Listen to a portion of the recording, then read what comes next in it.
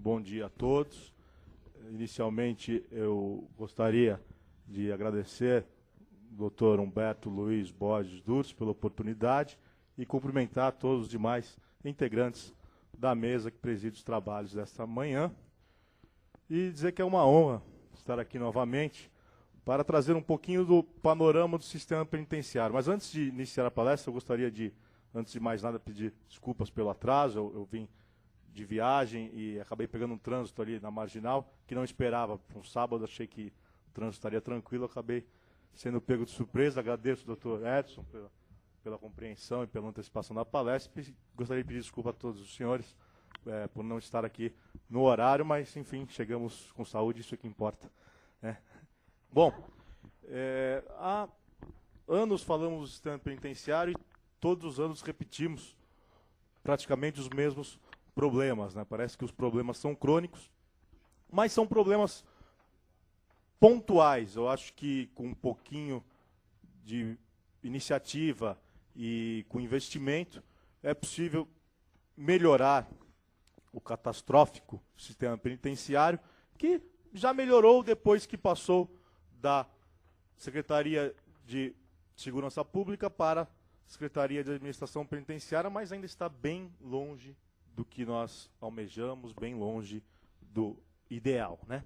Na verdade, são diversos fatores que contribuem para essa crise crônica e todos eles ligados com a falta de investimento, com a falta, ou melhor dizendo, de envolvimento total do Estado, né? Então, eu pediria, por favor, e o primeiro deles é quanto à finalidade da pena, né? Todos nós sabemos que a pena tem duas finalidades: a retribuição, né, que é o castigo, a resposta estatal em troca do crime eventualmente praticado, né, para responder ao crime eventualmente praticado, e a ressocialização, que é a reintegração social do apenado à sociedade. E logo o artigo 1º da Lei de Execuções Penais já traz isso de forma clara. A execução penal tem por objetivo efetivar as disposições de sentença, ou seja, a resposta estatal, né, e proporcionar condições para a harmônica integração social do condenado. Então, a própria Lei de Execuções Penais, no seu primeiro artigo, já abrindo a lei, nós percebemos que o legislador sempre teve por objetivo, além da retribuição, ressocializar o indivíduo. E aí já nasce o primeiro problema, que é um problema de ordem social. Como ressocializar o não socializado, né? Então, se fala em ressocialização daquele marginalizado que nunca, aliás, eu falo pela maioria, não todos, mas grande parte da população carcerária sequer foi socializado. Ou seja, nunca dispôs de lazer, saúde, educação, habitação, cultura, né? Não tem um centro poliesportivo na esquina de casa, não tem um centro cultural, não tem absolutamente nada. Nunca teve uma vida digna. Então, como ressocializar o não socializado é uma questão bem intrigante. E também a questão da discriminação que existe quanto ao condenado. E essa discriminação, ela vem tanto por parte da sociedade, né? A princípio, ninguém quer a cadeia ao lado, né? A SAP está tentando construir aí, acho que 50 novas unidades, e a resistência com os prefeitos é enorme. Cadeia é bom no vizinho, né? Na nossa cidade, na cidade vizinha pode ser, na nossa cidade não. Então, o preconceito começa da própria sociedade, né? E o preconceito passa também pelo próprio legislador. E isso fica bem evidenciado quando nós comparamos dois tipos penais, que é o artigo 149 do Código Penal com o artigo 159 do Código Penal. O artigo 149 traz a redução à condição análoga de escravo, reclusão de 2 a 8 anos. Artigo 159, extorsão mediante sequestro, reclusão de 8 a 15. Qual a diferença?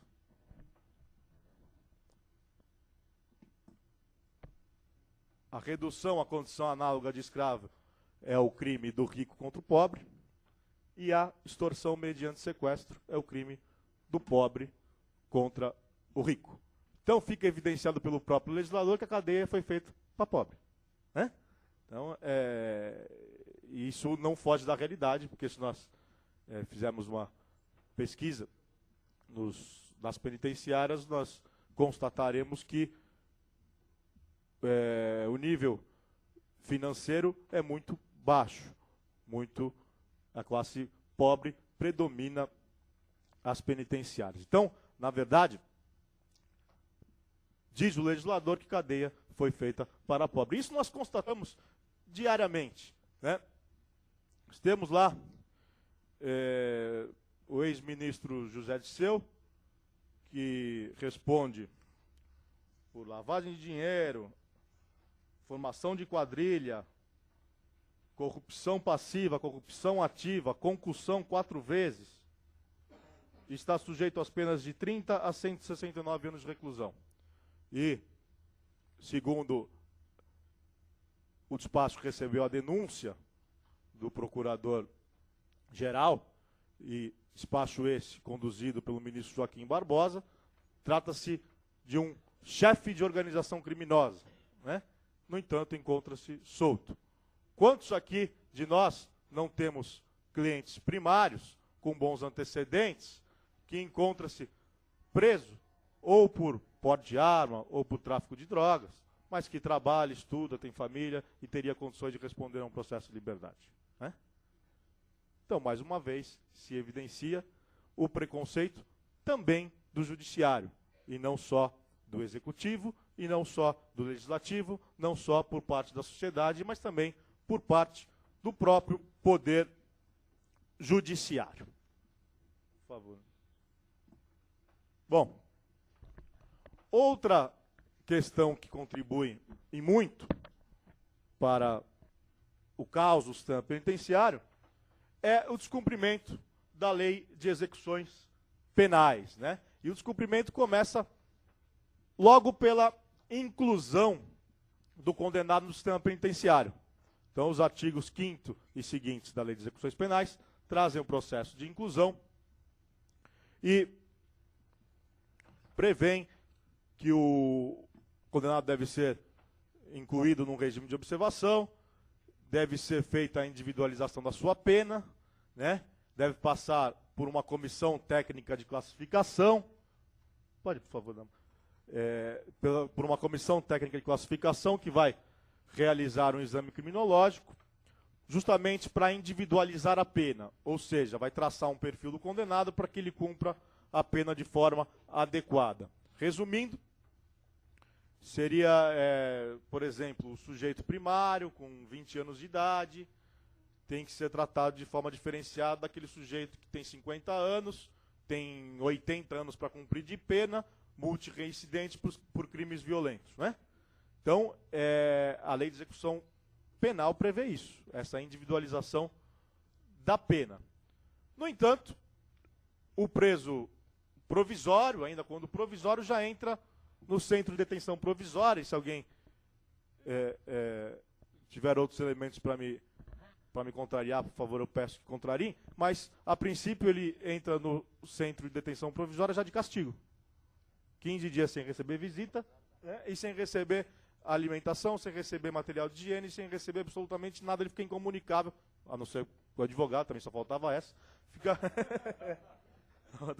Mas ele entra de castigo. Mas o que eu fiz? Não, você não fez, aqui dentro você não fez nada, mas isso já está de castigo. Né? Mas esse é o pobre. Exatamente, esse é o pobre. O rico vai para Tremembé e já recebe a visita no dia seguinte. Mas é isso, porque cadeia foi feita para pobre, né? O que nós estamos falando agora há pouco. Então, ele já entra de castigo. O descumprimento da lei de execuções penais, que a meu ver, é relativamente boa, acho que não se pode criticar nada que não foi testado. A lei de execuções penais, como o Estatuto da Criança e do Adolescente, não foram aplicados até hoje no nosso país. Então, não pode, acho que não pode se pleitear a mudança da lei sem, ao menos, testá-la. A lei de execuções penais foi uma lei que não foi, até hoje, testada. Ela não foi colocada em prática. Né? Então, nós temos o processo de inclusão que nunca existiu. Nós temos o parecer que deve ser elaborado pela Comissão Técnica de Classificação, que nunca existiu. Ah, mas eliminaram o exame criminológico para progredir de pena em crimes violentos. Tudo bem, tinham que eliminar mesmo. Porque o exame criminológico, para reconhecer a progressão de regime sem esse exame inicial da Comissão Técnica de Classificação, não vale para nada. Como é que você vai avaliar alguém que foi incluso num sistema, está sob o efeito da prisionalização e não foi examinado quando entrou? Como é que você sabe que ele está melhor ou pior do que quando entrou? Então, tinham que eliminar o exame criminológico mesmo, porque esse exame inicial nunca foi feito. Né? E seria de extrema importância realizar esse exame criminológico inicial, formado, repito, por uma comissão multidisciplinar, que é a Comissão Técnica de Classificação. Outra questão é quanto a falta de estabelecimentos penais adequados. Né? Todos nós sabemos que são 3 espécies de regime: regime fechado, semiaberto e aberto. O fechado, ele funciona bem, assim, bem para o Estado, né? Porque para o condenado, não. E para a sociedade, não, porque isso reflete na sociedade, porque um dia o condenado vai retornar ao convívio social. Então, aquele patinho feio, que é a execução penal, patinho feio, que é o sistema penitenciário, tem que ser tratado com muita seriedade por todos nós. Né? Porque o sujeito que está lá, ele vai retornar ao convívio social. E quem vai pagar o preço é a própria sociedade. Então, estabelece lá o artigo 87, o regime fechado, que é muito bem cumprido, digo, apenas para castigar, mas não para ressocializar. Né? Então, estabelece lá o artigo 88, que tem que ser alojado em sala individual, aparelho sanitário, lavatório, nada disso foi colocado em prática até hoje. O que nós percebemos são amontoados de verdadeiros, entre aspas, animais, assim tratados pelo Estado. Né? Aliás, pior que os animais, porque se fossem com animais, as ONGs de proteção aos animais já estariam gritando, né? Mas não, amontou 40 pessoas numa cela de 12 metros quadrados e ninguém liga para isso. Né? Enquanto a lei de execução penal estabelece que a cela tem que ser individual. Nós temos o regime semiaberto, por favor, que está previsto no artigo 91, colônia agrícola, industrial ou similar, e destina-se ao cumprimento da pena em regime semiaberto. Então, o problema já começa a ocorrer quando do regime semiaberto. Nós não temos estabelecimentos penais suficientes e, na verdade, o condenado que cumpre pena em regime semiaberto deveria trabalhar em colônia agrícola ou industrial dentro de um complexo penitenciário e se recolher ao alojamento à noite. Né? Como nós não temos vagas suficientes, o condenado sai para trabalhar na rua e retorna à noite. Esse deveria ser o regime aberto. Então, na verdade, quando a imprensa tenta mudar a legislação através de uma pressão por conta de eventual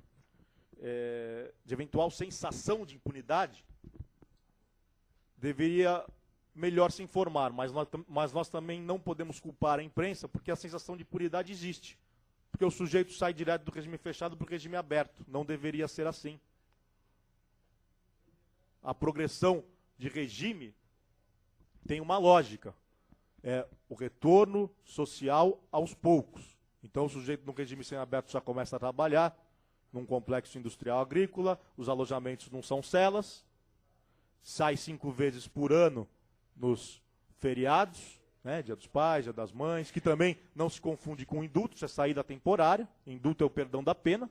né? Então, existem as saídas temporárias, e as saídas temporárias são só para aqueles que já estão no regime semiaberto, então são para aqueles que hoje saem todos os dias, isso também ninguém fala, critica-se a saída temporária, critica-se, o índice de não retorno é baixíssimo, cerca de 4%, pelo menos nesse ano de 2008, foi a média de 4%, ou seja, 96% retornam, e todos já estão no regime semiaberto que, no estado de São Paulo, é cumprido como aberto, ou seja, já saem todos os dias para trabalhar, só que deixam de voltar para as celas por 3 ou 4 dias, ficando junto ao seio familiar, o que é extremamente importante para aquele que quer realmente tem família, né? Para aquele que não tem, aí passa a não ser muito importante. Mas para aquele que tem família e quer se ressocializar, é um processo muito louvável esse da saída temporária. Então, quando a imprensa começa a criticar o sistema, começa com razão porque está criticando o que está vendo e não o que está previsto em lei. Então, essa saída imediata para a rua gera uma sensação de impunidade, o que se faz crer que a lei é ruim. A lei não é ruim. A lei tem que ser aplicada. Bom, enfim, nós temos o regime aberto, que seria a casa do albergado, e nesta oportunidade, sim, o preso sairia durante o dia para trabalhar e voltaria à casa de albergado durante a noite. Né? Então, percebam que dos 3 sistemas de pena, só 2 funcionam. Né? O fechado, o aberto funciona como semiaberto, e o aberto, na verdade, não existe, porque não tem casa de albergado no estado de São Paulo. Então, os juízes convertem em prisão-albergue domiciliar. Então, percebam como essa saída imediata não é bom nem para o preso, nem para a sociedade, e também não é isso que a lei prega. Né? O Estado é que não dá condições de se aplicar a lei. Até porque por favor, a prisão-albergue domiciliar é um sistema excepcionalíssimo, né? Só para condenados maiores de 70 anos, acometido com doença grave, condenado com filho menor ou com problema físico ou mental, e condenado a gestante que já estejam em regime aberto. Nesses casos, poderia o juiz de execuções penais converter o regime aberto para prisão-albergue domiciliar. Mas não, todos os presos em regime aberto devem cumprir pena em casa, prisão-albergue domiciliar, porque nós não temos no estado de São Paulo casa do albergado. Né? Então percebam que funciona o regime fechado como um amontoado de pessoas numa única cela insalubre, com diversos problemas e que surtem doenças e acaba envolvendo problema de saúde, problema mental, porque o sujeito fica aprisionado com 40 pessoas numa cela, problema de higiene, problema de alimentação, tudo isso decorrente do sistema falido. Porque dos 3 regimes de pena, só um funciona e muito mal, que é o regime fechado. Fora que a população carcerária ela é crescente. Né? No último censo penitenciário, que foi em 2007, constatou-se 137.585 presos só no estado de São Paulo e no país 419 mil. Em 1984, o número de presos no país inteiro era de 129 mil. Então percebam como é crescente a população carcerária. Isso se dá também por conta das mudanças legislativas, por conta da pressão da opinião pública para criar novos tipos penais e endurecer leis. Né? Temos aí a lei de drogas, que foi modificada, crimes de trânsito, estatuto do desarmamento. Né? Então, sempre incrementando novos tipos penais e aumentando as sanções já estabelecidas anteriormente, fazendo com que, naturalmente, a população carcerária cresça. E aí eu trago uma observação do professor Sérgio Salomão Checaira, em palestra no Conselho Penitenciário, que diz que na verdade, a pena de prisão que deveria ser alternativa, né? E não a pena restritiva de direitos. Né? Então, a Constituição Federal traz 5 espécies de penas, só uma de prisão, as outras 4. Perdas de bens e valores, limitação de final de semana, penas restritivas de direitos. Então, multa. Por que apenas se prevê aquela questão da reclusão, detenção, reclusão, detenção, reclusão, detenção? Talvez o legislador tenha rompido com essa barreira na lei de drogas, quando trouxe o artigo 28 e passou a estabelecer como pena principal, não a prisão, mas sim uma pena alternativa, que hoje chamamos de alternativa, mas que, na verdade, segundo palavras do professor Sérgio Salomão Checaira, a pena alternativa deveria ser a de prisão. Né? Então, aplica-se primeiro uma pena restritiva de direitos. Se o sujeito for multireincidente, for cometido com violência ou grave ameaça, etc. e tal, aí aplica-se alternativamente a prisão. Né? Mas não, nós percebemos, uma rápida leitura no Código Penal, que todos os crimes são apenados com reclusão ou detenção. Né? Quando é prisão simples ou multa, é contravenção penal. Então, deveria ser o contrário, deveriam ser apenados com penas restritivas de direitos e, em casos excepcionais, a alternativa seria a prisão, segundo a palavra do professor Sérgio Salomão Checara, que eu concordo em gênero, número e grau. Bom, o Estado de São Paulo possui 20% da população brasileira, se constitui em 20% da população brasileira, mas abriga 32% dos presos. Então, a média é maior do que a própria população. 32% dos presos no Brasil estão no Estado de São Paulo, mas o Estado de São Paulo corresponde a 20% da população. 40% dos presos são provisórios e 60% dos presos definitivos. Certo? E outro dado que acaba contribuindo ainda mais para a falência, além do número crescente de presos, né, nós percebemos que triplicou o número de presos em 15 anos, é a ausência do Estado dentro das penitenciárias. Esse é um problema muito sério e é um problema crônico no Estado de São Paulo inteiro. Essa ausência do Estado dentro do sistema penitenciário fez com que se criasse um poder paralelo, que é a única organização criminosa do mundo que surgiu do sistema penitenciário e que se alimenta até hoje do sistema penitenciário. A organização criminosa que está aí, que todos conhecem, e que não precisamos falar nomes, ela se alimenta até hoje de dentro do sistema penitenciário. Então, o Estado não oferece absolutamente nada para o preso. Aí chega um líder de organização criminosa que oferece vantagens ao preso que o Estado nunca vai oferecer.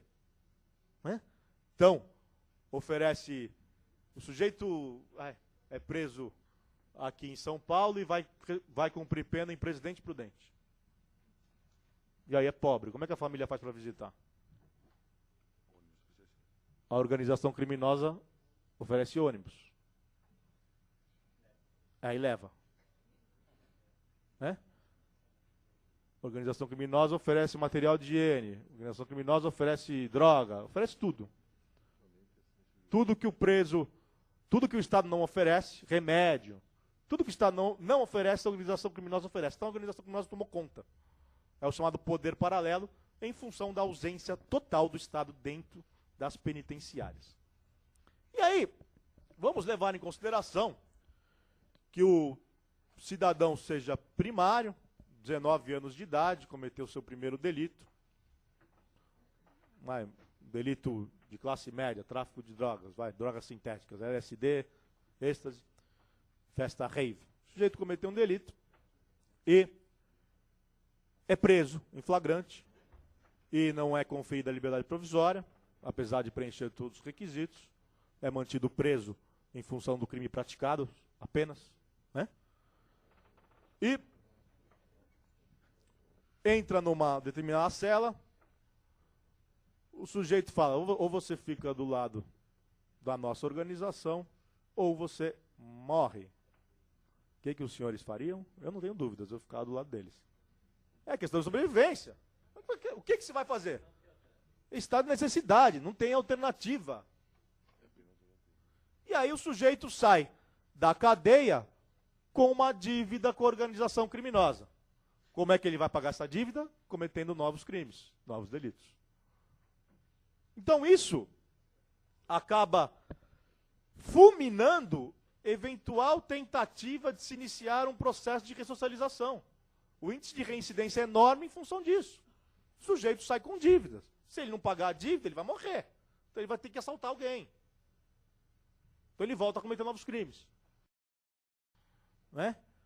Como é que fazemos com o processo de ressocialização? Como é que nós fazemos com o índice de reincidência, que é altíssimo? Isso é facilmente demonstrado, porque o presídio Romão Gomes, que é para policiais militares, tem uma diferença brutal do índice de reincidência, que é quase zero, com relação ao índice de reincidência no Estado, nas penitenciárias comuns. Por quê? Em primeiro lugar, o policial militar ele já tem família e já era socializado. Ele já tinha família, já ia ao teatro, ao jogo de futebol, podia dançar com a mulher num baile, podia frequentar um centro cultural, praticar esportes, lazer, tudo isso ele já tinha. Então isso facilita. E o segundo ponto é que nós temos apenas, acho que, 280 vagas e 270 presos no presídio Romão Gomes. Então, não se chegou nem na capacidade de lotação, o que também é favorável, e também por conta da organização criminosa, que logicamente não está dentro do presídio Romão Gomes. Então, o índice de reincidência é baixíssimo. Ao contrário do estabelecimento penal comum, que o índice de reincidência é muito alto, em função da não socialização anterior e em função da ausência do Estado, que fez com que um poder paralelo tomasse conta das penitenciárias em todo o Estado de São Paulo. Em todo o Estado de São Paulo. Todo mundo sabe quem são os líderes, todo mundo conhece. No entanto, a liderança continua forte e se alimentando do sistema ainda. Aqueles que acham que não se alimentam do sistema, se alimenta sim do sistema penitenciário. E se não fosse o sistema penitenciário, talvez, pelo menos, a âncora dessa organização já teria sido eliminada se o Estado tomasse conta das penitenciárias como deveria tomar. Outra questão é quanto à coibição que, não digo todos, mas grande parte dos agentes penitenciários, até talvez por orientação superior, a coibição através da política de terror que eles implantam no sistema penitenciário, com maus tratos, né? Com imposição de falta grave, sem que o sujeito tenha cometido a falta grave, isso faz com que ele perca os benefícios. Então, um exemplo claro e que acontece no estado inteiro, quando se encontra um aparelho celular num raio. Um raio, hoje, é composto de mais ou menos 300 presos. Encontra-se o aparelho celular no raio, os 300 presos respondem por falta grave. Aqueles que têm direito a benefícios, suspende-se os benefícios e muitos perdem remissão, né? Muitos perdem os benefícios como indulto, comutação de pena, em função da imposição da falta grave aos 300 presos. Ah, mas vem em processo de apuração, depois a maioria deles é absolvida. Mas enquanto está no processo de apuração, os pedidos não são analisados. E o sujeito fica preso. Isso causa uma revolta na população carcerária. Tá? Causa uma revolta. O agente penitenciário que acha que fazendo isso está impondo disciplina, está equivocado. Por quê? Isso causa uma revolta desnecessária na população carcerária, porque o bandido sabe que errou e sabe que tem que cumprir a pena. Ele só não quer ser, entre aspas, e no linguajar chulo, esculachado, esculhambado. Né? Ele tem consciência de que ele tem que pagar pelo crime que cometeu, só não quer ser esculhambado. Eu acho que esse tipo de imposição de maus tratos e falta grave, é uma imposição desnecessária que não vai acrescentar nada ao nosso sistema penal, que já é muito fraco. Bom, nós temos também o menosprezo do judiciário, que é intenso, e aqui nós falamos de alguns crimes praticados, de eventuais diferenças de tratamento.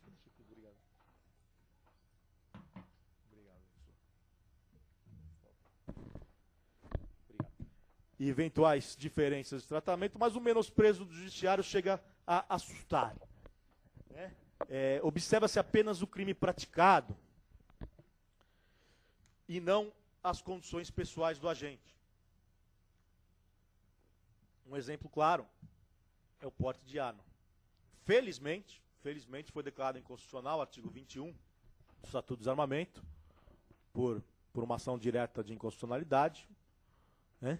Mas, infelizmente, muitos juízes acabam negando a liberdade provisória com base no artigo 21, apesar da declaração de inconstitucionalidade, porque a lei, o artigo 21 prevê lá que não se pode conceder a liberdade provisória no porte de arma, principalmente arma de uso restrito, ou raspada, combinação raspada, né, que são os tipos mais comuns. Então, não se observa por que o sujeito estava armado, quais as condições pessoais, se ele trabalha, tem família, se ele é primário, reincidente ou não, simplesmente veda essa liberdade provisória. Assim também no tráfico de entorpecentes e nos crimes hediondos, que, apesar do legislador não mais proibir a liberdade provisória, os juízes continuam proibindo a liberdade provisória nos crimes hediondos. Então, há de se avaliar as condições pessoais de cada um, e não simplesmente dizer o crime praticado é grave e indefiro a liberdade provisória. Está errado. Carece de fundamentação o despacho. O despacho é nulo. Ah, entra com HC. Tudo bem, vai demorar 5 meses. Vai para o STJ, vai demorar mais 1 ano. E aí, o sujeito está preso. Né? Então, os juízes também têm a consciência de que um habeas corpus demora 5 meses e mantém a prisão, mesmo com carência de fundamentação. Isso acaba também contribuindo para o inchaço do sistema prisional. Nós temos que dar prioridade. Né? Nós não temos vaga para todo mundo, então que se dê prioridade. A cada besteira que se analisa, a cada crime menor sendo avaliado com rigor, um grande traficante está cometendo seus delitos na rua e um grande traficante está deixando de ser investigado porque os recursos são limitados. Então, os promotores de justiça perdem tempo denunciando alguém por um furto de manteiga, está deixando de trabalhar num processo mais complexo que envolve crimes mais graves e pessoas mais perigosas.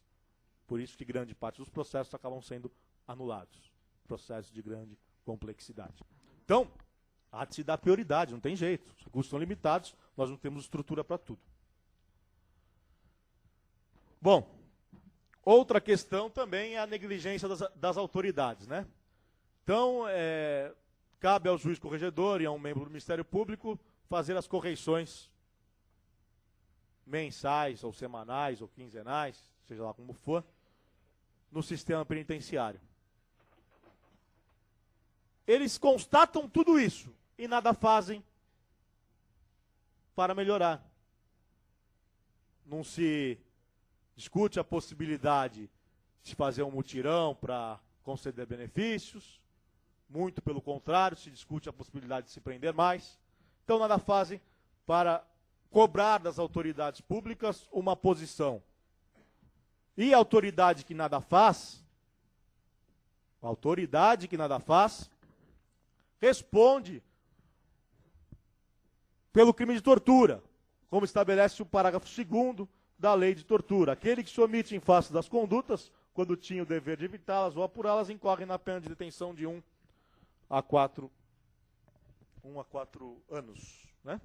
Detenção de 1 a 4 anos. Então, por que não começar a responsabilizar criminalmente juízes e promotores que se calam diante de uma situação catastrófica como a nossa, diante dos abusos cometidos constantemente no sistema penitenciário? Por que não responsabilizá-los? Não é?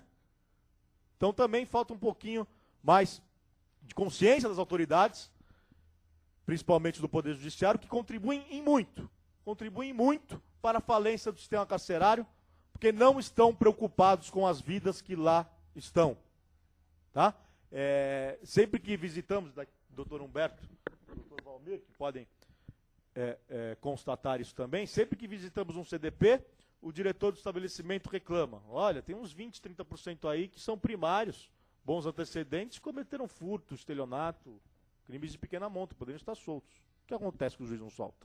O que acontece que o juiz não solta? Não é 30%, é muita gente. Estamos falando do universo de 140 mil presos. Né? 30% seria um grande alívio para a população carcerária. Pior que vai soltar daqui 4, 5 meses, quando for julgado o habeas corpus, ou vai soltar quando der a sentença, porque vai ter que substituir a pena privativa de liberdade por restritiva de direitos. Então isso é ridículo, manter o cara preso. Desculpe a expressão da palavra, mas é ridículo. Bom, diante de tudo isso, né, nós podemos também destacar, diante desse quadro todo, qual é o maior bem atingido? A dignidade da pessoa humana, né, que é a garantia fundamental da República, logo previsto no artigo 1º da Constituição Federal, e isso não à toa. A Constituição Federal traz a dignidade da pessoa humana como garantia da República, e muitos dizem, eu concordo, é o maior bem protegido pela nossa Constituição Federal. Ah, mas não é a vida? Não, é a dignidade, porque a vida comporta exceções, em caso de guerra declarada. A dignidade não. O inimigo pode ser morto, mas não pode ser torturado. Então a dignidade da pessoa humana está acima de qualquer outra questão. E a dignidade do preso deve ser preservada sim. Ele está com a liberdade cerceada, mas a sua dignidade, pelo menos na imposição de condições mínimas, não estamos aqui pedindo benesses, não estamos aqui pedindo vantagens, mas condições mínimas. Condições mínimas estabelecidas pela própria lei de execução penal, que diz que o alojamento deve ser individual, de 6 metros quadrados, com sanitário. São condições mínimas. Tá? Ainda que seja um alojamento coletivo, que se tenha 6 metros quadrados para cada preso. Né? E não 40 presos dentro de 12 metros. Isso aí dá quanto? 30 centímetros para cada um. Né? Então, nós precisamos cumprir o que o legislador determina e cumprir a Constituição Federal, trazendo mais dignidade ao preso, para que ele possa um dia retornar ao convívio social, porque, repito, nós não temos prisão perpétua nem de morte no nosso país. Então ele vai retornar ao convívio social. Por fim, para não dizer que só fazemos críticas, né? Nós temos um projeto, nós não, o Dr. Cláudio do Prado Amaral, que é juiz corregedor e da primeira vara de execuções criminais de São Paulo, tem um projeto de informatização dos processos, que eu sempre procuro divulgar, porque é um projeto muito bonito, e o presidente do Tribunal de Justiça já falou, olha, primeiro os processos cíveis. Primeiro os processos cíveis. A execução penal último. Né? Então acho que a gente precisa falar. E, na realidade, pelas previsões do Dr. Cláudio, 20% da população carcerária já teria direito a almejar a liberdade. A apreciação de um pedido, hoje demora de 3 a 6 meses, passará para 10 dias, né, com a implementação da informatização, porque tem razão o Dr. Cláudio do Prado Amaral quando ele diz que o processo de execução penal é como um extrato bancário. Então nós temos lá o cálculo de pena, é tudo mais ou menos automatizado. Né?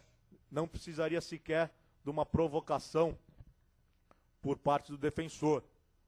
Tá? Poderia até, deveria o juiz de ofício, o Ministério Público de ofício, pedir os benefícios legais quando atingido o lapso temporal. No entanto, não é isso que a realidade demonstra. Com a informatização dos processos, talvez isso se aperfeiçoe.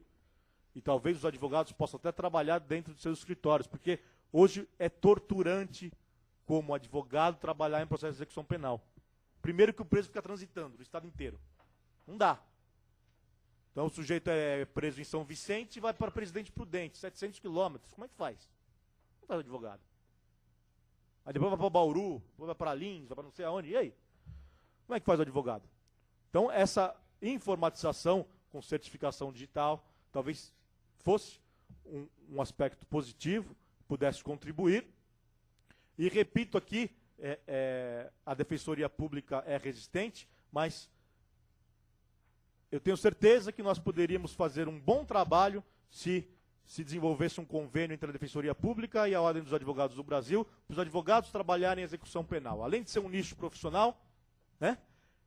Além de ser uma oportunidade profissional, fará com que os processos de execução andem, porque os defensores são bons, mas são muito poucos, não dão conta do processo de execução. Eu não sei por que combatem tanto, mas tanto a tentativa de se estabelecer um convênio em execução penal com a Ordem dos Advogados do Brasil, se eles não dão conta do processo de execução. Isso também contribui em muito para a morosidade dos processos, porque muitos presos que já têm direito a benefícios, sequer benefícios foram pedidos pela Defensoria Pública, pela FUNAP ou quem quer que seja. Então, um convênio entre a Ordem e a Defensoria seria muito importante nesse momento, nesse caos do processo de execução, nesse caos do sistema penitenciário. Bom, trouxemos algumas considerações a respeito, espero que os senhores tenham compreendido. Agradeço a oportunidade, queria registrar apenas que prisão não cura, a prisão corrompe, tá? A prisão é castigo, eufemismo de vingança. De nada adianta construirmos presídios se não dermos condições adequadas para o cumprimento da pena e um tratamento mais prioritário ao processo de execução. Muito obrigado a todos e me coloco à disposição.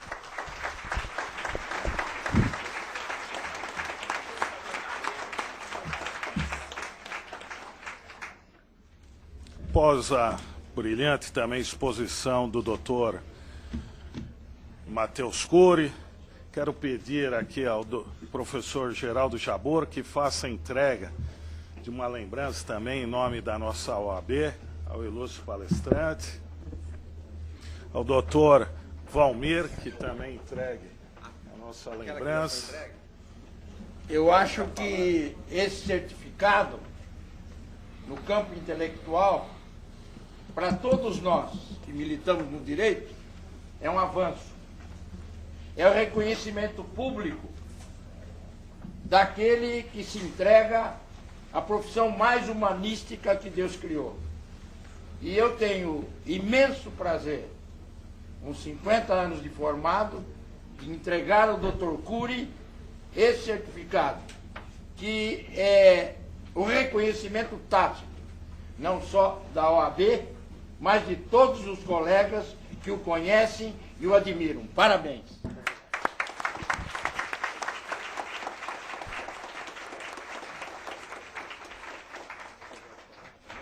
Não só efetuar a entrega, que já tinha sido entregue para você. Tinha sido entregue, foi entregue novamente, não tem problema.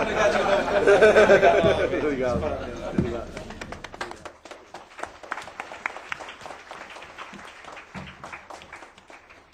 Registro também a presença do ilustre professor Reinaldo Françoso, nosso querido palestrante também destacado. E vamos passar aqui rapidamente para as perguntas, depois teremos um intervalo. A doutora já está pedindo a palavra. Por favor, microfone. Isso. Bom dia, eu sou a Grace, trabalho aqui em São Paulo. Minha pergunta é para o Dr. Cury. Doutor, por gentileza, eu gostaria que o senhor apresentasse o seu parecer com relação ao interrogatório por videoconferência. O que o senhor acha? Sou absolutamente contra o interrogatório por videoconferência, apesar do avanço tecnológico, isso nós não podemos negar, mas eu ainda acho que o juiz deve sempre buscar as percepções pessoais do interrogado. Eu acho que é um momento, aliás, é o único momento no processo penal em que se mantém um contato com o magistrado. Então é um momento de suma importância. Eu acho que esse contato pessoal, apesar do avanço tecnológico, de alguns acharem que se percebam todas as nuances, eu ainda não acredito nesse avanço tecnológico, porque existem percepções pessoais que só o juiz pode avaliar, e esse contato pessoal é muito importante, como uma batida de pé, uma tremida na mão, né? Além do que, o preso não está totalmente seguro quando interrogado por videoconferência. Ah, mas a lei prevê a presença de um advogado. Tá, então vai ter que ter 2 advogados, né? Um na sala de audiência e um no presídio. E não é advogado dele. Então, ou o sujeito é muito rico, contrata 2 advogados, o que é uma exceção, ou então é assistido por um advogado dativo, que nem sempre tem aquele interesse, nem conhece da causa para poder fazer interceptações, para poder pleitear algo naquele momento, e muitas vezes é um advogado local que está sempre ali, então isso não é salutar. Eu ainda acho que o preso tem que ser interrogado pessoalmente, e que os magistrados que se conduzam às penitenciárias, porque lá tem locais seguros para abrigá-los, eu tenho certeza disso, só que eles também nunca se dispuseram a ir à penitenciária para interrogar o preso que venha, né? Mas poderia ser ao contrário. Então marca-se um dia, interroga-se 20 presos naquela mesma penitenciária no mesmo dia. Qual é o problema? Dá tempo, né? Além do que, o preso jamais teria coragem de denunciar eventuais maus tratos enquanto no cárcere, porque ele está escoltado por agentes penitenciários quando é interrogado. Ah, mas a câmera pega tudo. Sim, pega tudo naquele momento. E depois? E antes? Na volta. Como é que vai? Né? E a câmera também, nós já tivemos oportunidade, né, Dom Roberto, de constatar isso. A câmera, ela não gira 360 graus, só 180. Então o que está atrás da câmera ninguém vê. Ela gira 180, ela gira para cá. Para cá ou para cá. Mas ela não gira 360. Então também isso é uma falha que deveria ser corrigida. Eu sei que a lei estabeleceu para casos excepcionalíssimos, mas se o juiz não tomar cuidado, isso pode virar regra. Obrigado, Rui. Eu tenho uma pergunta para o professor Matheus, que é a seguinte. Professor, eu quero saber a sua opinião sobre o seguinte. Quanto à visita íntima dos presos, todo mundo já sabe que ela é permitida e autorizada, tanto para a presa quanto ao preso. Então, quanto a isso, já está delineado, etc. Eu quero saber do senhor a sua opinião sobre o gay.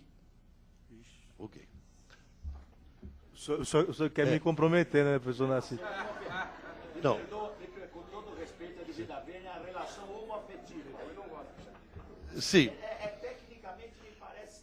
Não, mas para ficar uma coisa mais clara, então veja bem, professor. A minha pergunta é a seguinte. Eu quero saber a sua opinião. Quanto à visita íntima, já está regulamentada, todo mundo já conhece, etc.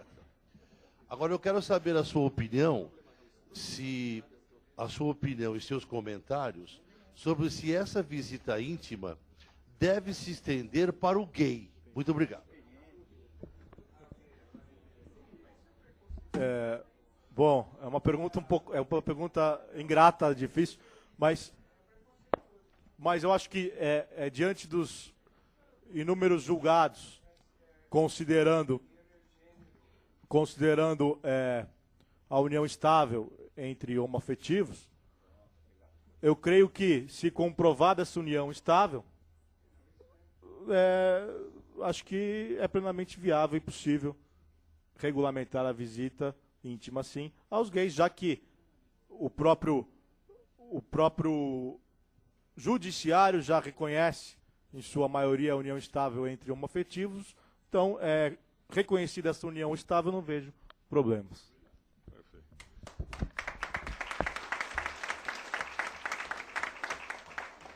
palavra está com os senhores. Perguntas?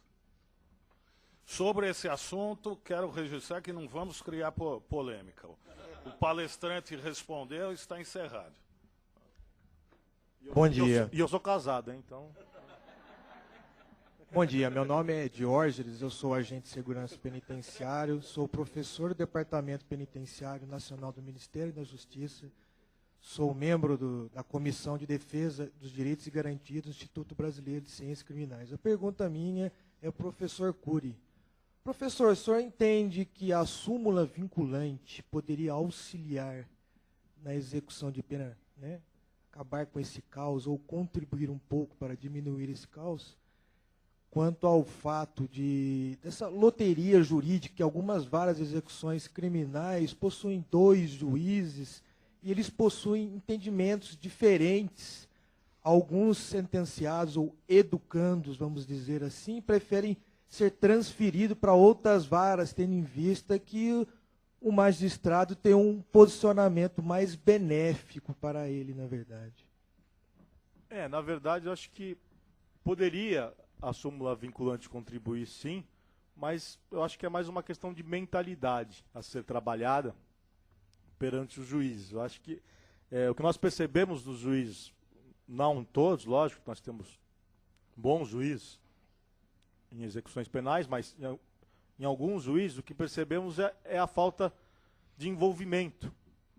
Então, ele vê lá o crime praticado, não vou dar, esse cara praticou um crime grave, eu não vou dar. Só que a lei não estabelece isso, né? A lei estabelece que a pena deve ser cumprida progressivamente, por qualquer crime, seja ele grave ou não, com violência ou não, hediondo ou não.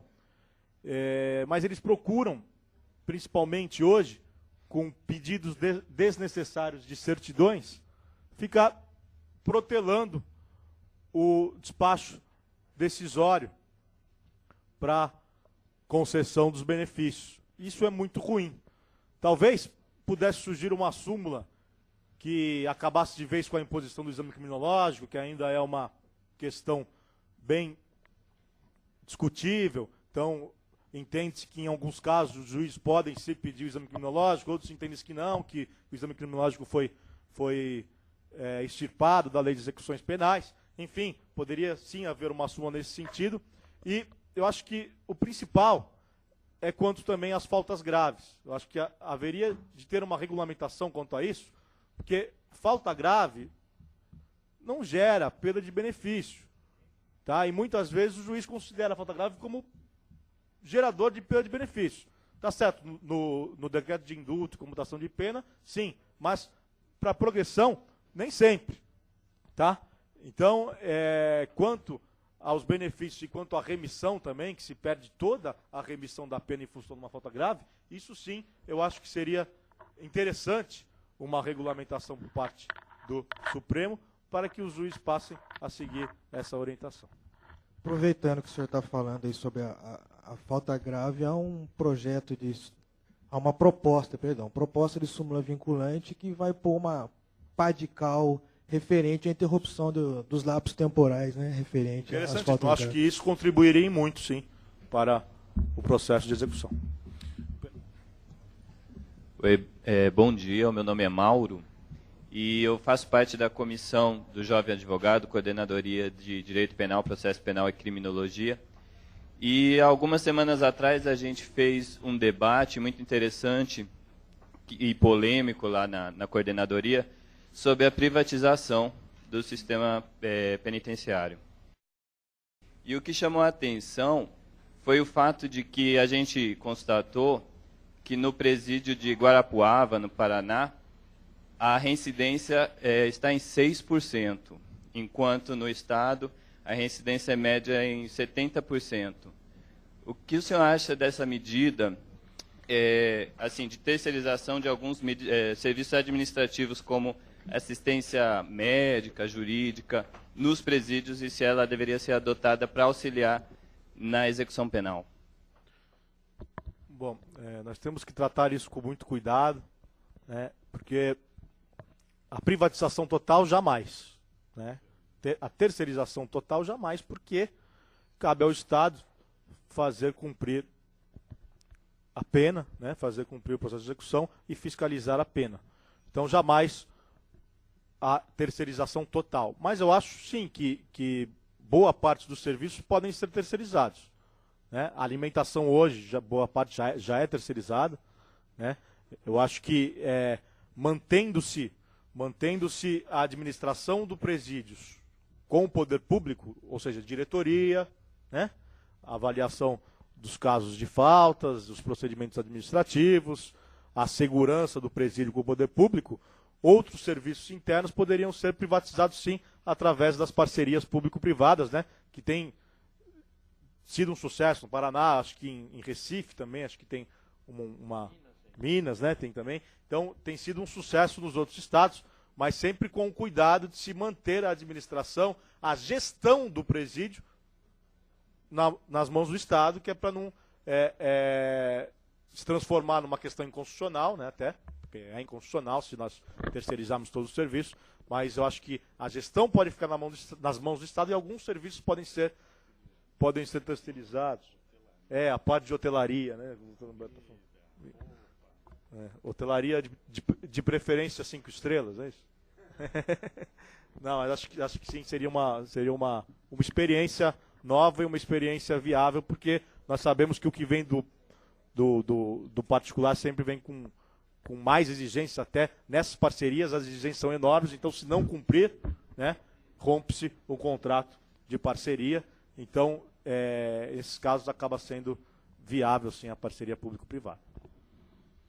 Pergunto, senhores, o doutor Rui tinha pedido, só para fechar essa ideia, muito embora o preso, ele nesse sistema privatizado ou terceirizado, ele sai mais caro, mas a ideia é muito interessante. Precisa, sim, estabelecer critérios de quem mandar, como mandar os crimes que você destina para esses presídios. Mas a ideia vale a pena.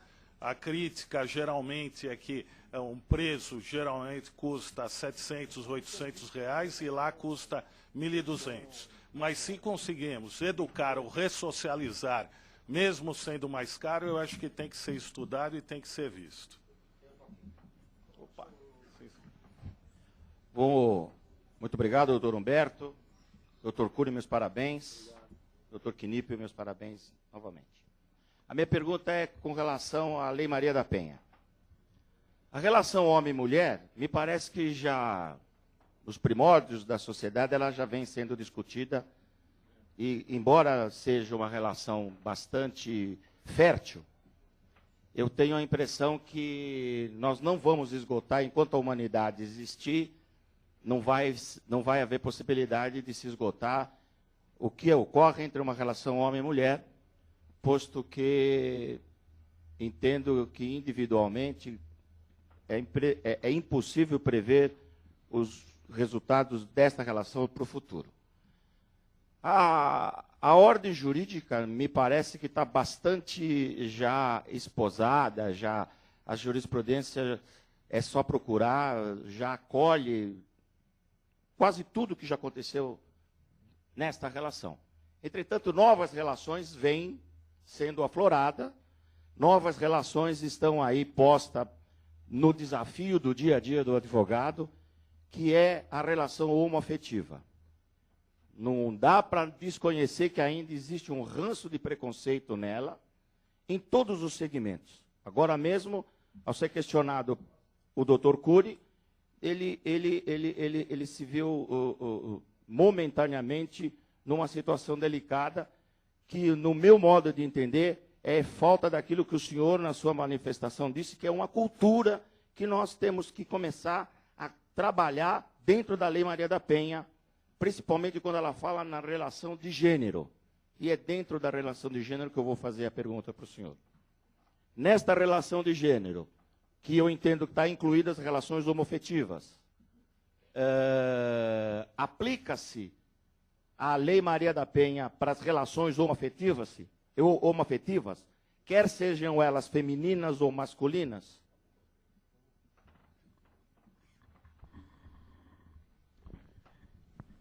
Essa questão relativa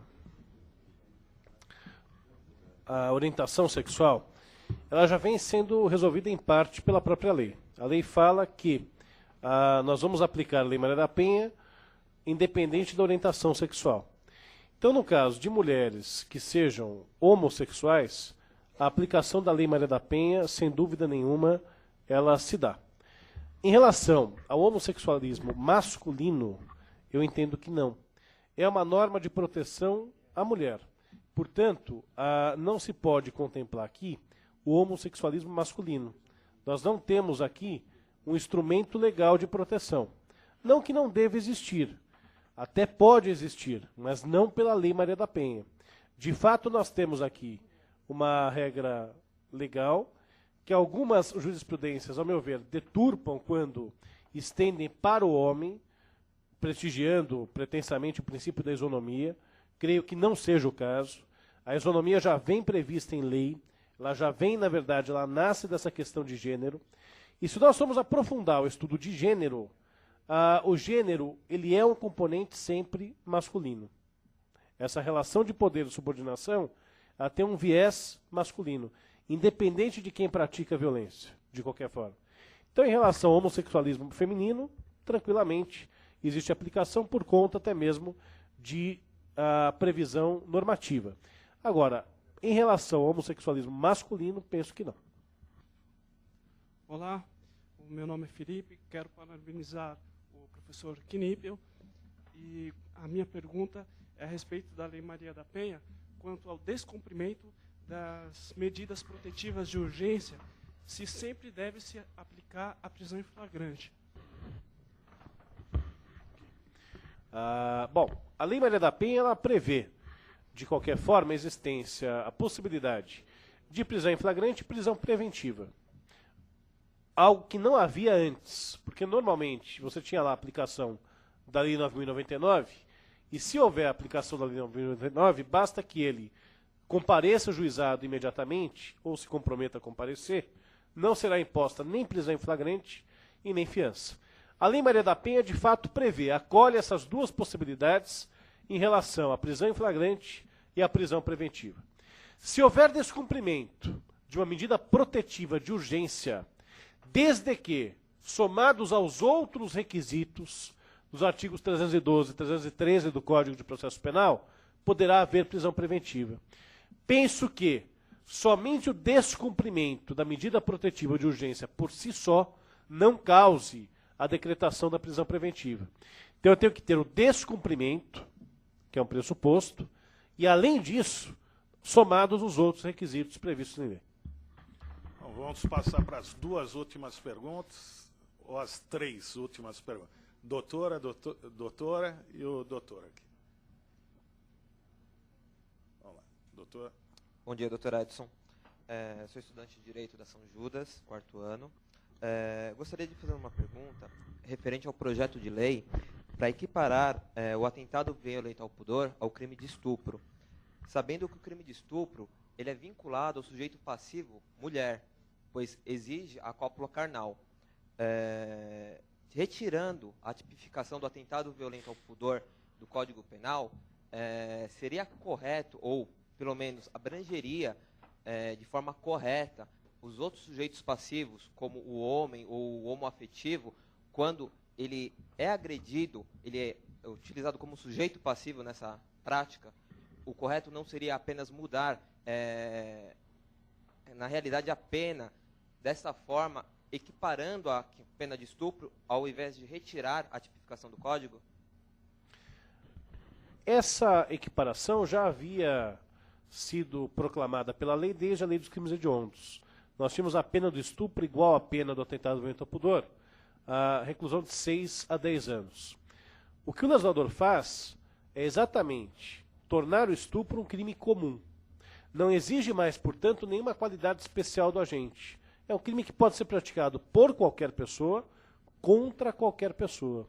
Aproveitando a pergunta do colega, tem uma questão que não foi solucionada nessa lei, nesse projeto que está para ser sancionado, a lei que foi aprovada, que é justamente uma distinção melhor entre o agora, se for aprovado, estupro, né, e o crime de importunação, a contravenção penal de importunação ofensiva ao pudor. Porque, veja, nós continuamos a ter, de forma gramatical, o mesmo problema que nós tínhamos antes. Ato libidinoso diverso da conjunção carnal. Pode ser sexo oral, pode ser sexo anal, pode ser um beijo lascivo à força. Ou seja, esse problema remanesce. Já que foi mudada toda a estrutura das infrações contra os costumes, talvez se poderia ter também chegado a isso. Jurisprudencialmente, não tenho dúvida nenhuma. Se o contato for fugaz, for rápido, não houver emprego efetivo de violência ou grave ameaça, está descaracterizado. Importunação ofensiva ao pudor. Não chega a ser crime de estupro ou atentado violento ao pudor enquanto ele existir. Mas, de qualquer forma, essa questão remanesce, deveria ter sido tratada nessa reforma a respeito dos crimes sexuais. Doutora. Oi, bom dia. Doutora Grace. Minha pergunta é para o doutor Edson.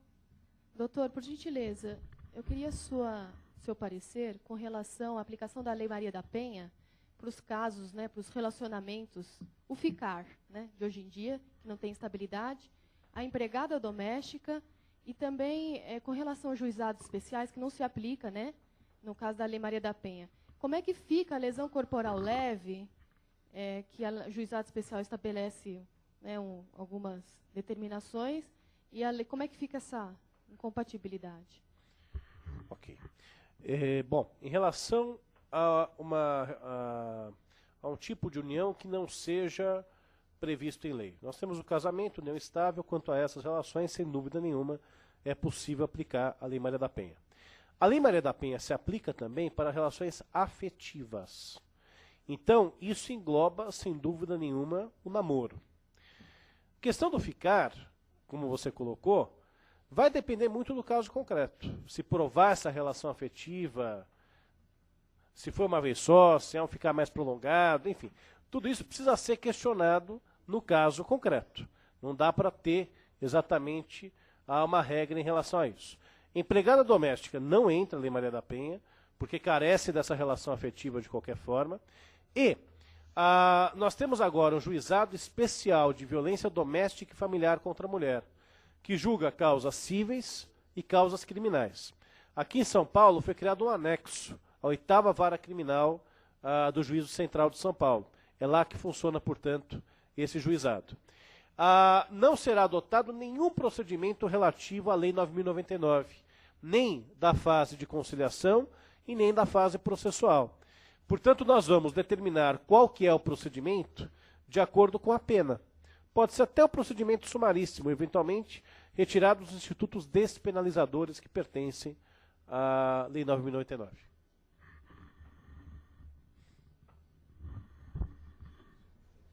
Bom dia, minha pergunta é para o Dr. Matheus Cury. É o seguinte, eu sou estagiária do 4º ano das execuções criminais e eu gostaria de saber, se na opinião do senhor, o senhor acha que esse problema sério do poder paralelo nos presídios, nas penitenciárias, ele pode ser sanado totalmente com o RDD, com o regime disciplinar diferenciado? Eu creio que não. O RDD ele deve ser tratado como é tratado na lei, excepcionalmente, né? Até tem dúvidas até quanto à constitucionalidade do RDD, né? Mas eu estive pessoalmente visitando, tive o prazer de visitar o RDD lá em Presidente Prudente. E, na verdade, o papel que se almeja é muito bem estruturado o regime RDD, porque a comida é muito boa, as instalações são muito boas, só que o isolamento é total, né? Então, esse isolamento total é que eventualmente pode psicologicamente mata o preso.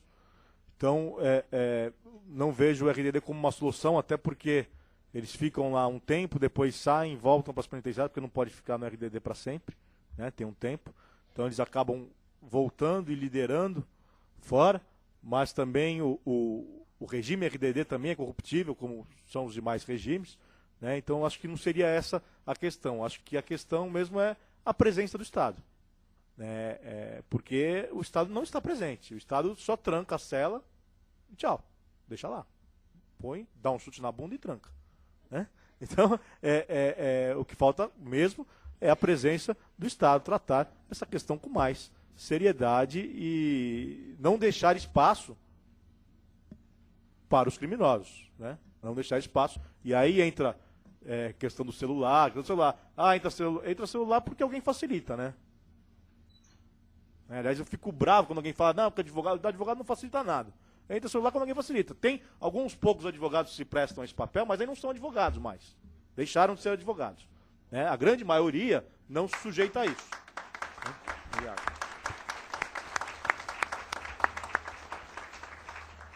Obrigado. Então, eventualmente, se entra um celular na cadeia, é porque alguém está facilitando. E esse alguém faz parte do corpo da administração pública. Né? Então, só que ele não percebe que esse celular vai se voltar contra ele próprio. Porque crimes serão praticados a partir daquele celular que ele deixou ingressar e que podem culminar até na morte dele, agente penitenciário. Então, eu acho que a organização é a presença do Estado que vai resolver a questão, com certeza.